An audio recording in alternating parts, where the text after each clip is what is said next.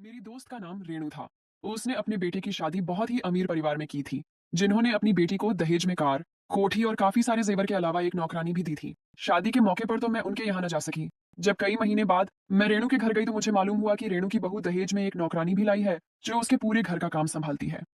मैं रेणु के साथ बातचीत में व्यस्त थी कि एक छोटी सी बच्ची, जिसकी उम्र लगभग 7-8 साल के लगभग थी, चाय लेकर आ गई।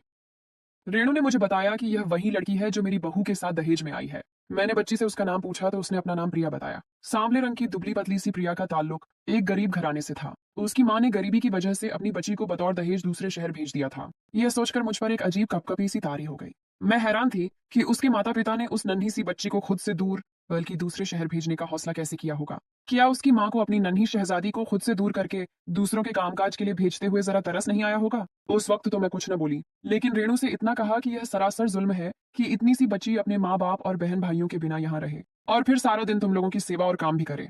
रेणु ने जवाब दिया कि मैंने अपनी बहू की माँ से कहा था कि हमें इस बच्ची की जरूरत नहीं है, लेकिन उसका यह जवाब सुनकर मेरी बेटी को तो जरूरत है। मैं चुप हो गई थी। वह छोटी बच्ची गुड़िया के सब कामों के साथ साथ गुड़िया के सब घर की सफाई भी करती। मुझे उस वक्त कहीं और जरूरी काम से जाना था, लिहाजा मैंने रेणु से इस बारे में ज्यादा बहस नहीं की और वापसी अपने घर आ गई थी। घर आकर भी मैं प्रिया के बारे में सोचती रही। मेरी ख्वाहिश थी कि प्रिया कुछ पढ़ लिख जाएगी तो शायद उसकी जिंदगी संवर जाएगी। चंद दिन के बाद दोबारा रेणु के यहाँ गई। प्रिया उस वक्त बर्तन धो रही थी। मैंने गौर से उसके हाथों को देखा तो मुझे उस पर बड़ा तरस आया। नन्हे नन्हे से हाथ, जिनमें खिलौने होने चाहिए थे, सारा दिन काम करने और मशक्कत उठाने की वजह से अभी से जख्मी दिखाई दे रहे थे। मुझे देखकर रेणु ने अपनी बेटी काजल से कहा कि आंटी के लिए चाय बनाकर लाओ और प्रिया को बाजार से कोई सौदा लाने का, कहकर मेरे साथ दूसरे कमरे में आ गई। हम बातों में मशगूल थीं कि रेणु की बहू गुड़िया प्रिया प्रिया पुकारती हुई कमरे में दाखिल हुई। मुझे देखकर गुड़िया ने नमस्ते कहा और अपनी सास से प्रिया के बारे में पूछने लगी। इतनी देर में प्रिया भी बाजार से आ चुकी थी। गुड़िया प्रिया को देखकर कहने लगी, तुम बहुत सुस्त हो, जल्दी जल्दी हाथ चलाया करो। मैं कब से तुम्हें तलाश कर रही हूँ और तुम हो कि कहीं दिखाई ही नहीं देती। मैंने गुड़िया से कहा कि बच्ची ही तो है, वह बेचारी कितना काम कर सकती है।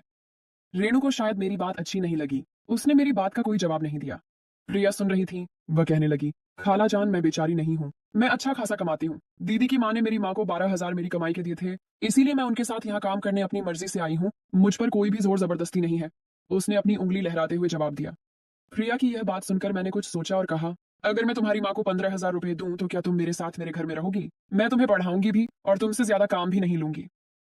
मेरी बात सुनकर प्रिया एकदम से खिल उठी, मगर दूसरे ही लम्हे उसका चेहरा उतर सा गया था। उसकी यह बदलती कैफियत देखकर मैंने हैरान होते हुए उससे पूछा, क्या हुआ? वह आहिस्ता से बोली, कुछ नहीं खाला जान।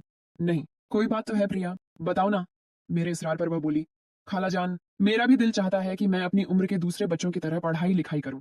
यहाँ दीदी कभी कभार पढ़ाती हैं, लेकिन उन्हें मेरे काम से ज्यादा प्यार है क्योंकि मैं उनके साथ दहेज का हिस्सा हूँ। उन्होंने मेरी माँ को पूरे 12,000 दिए हैं।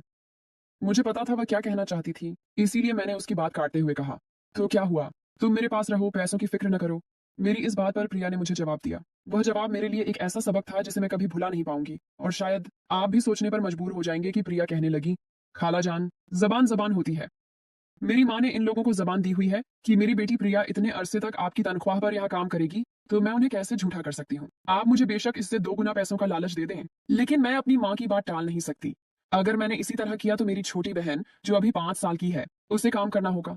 मेरे पास उसकी बात का कोई जवाब न था, लेकिन मैं सोच रही थी कि छोटी सी बच्ची कितने बड़े ज़र्फ की बात कर रही है। ये सब तो माता पिता को सोचना चाहिए कि जिस औलाद को हम इस दुनिया में लाते हैं, बजाय इसके कि हम खुद काम करके मेहनत करके अपनी औलाद को पढ़ाएं, हम छोटे छोटे बच्चों को ही काम पर लगा देते हैं। तो दोस्तों, ये थी हमारी आज की कहानी। ऐसी ही और अच्छी अच्छी कहानियों और वीडियोस देखने के लिए हमारे इस चैनल को सब्सक्राइब कर लें और अपने दोस्तों के साथ शेयर भी जरूर कर दें। मिलते हैं आपसे किसी और अच्छी कहानी के साथ।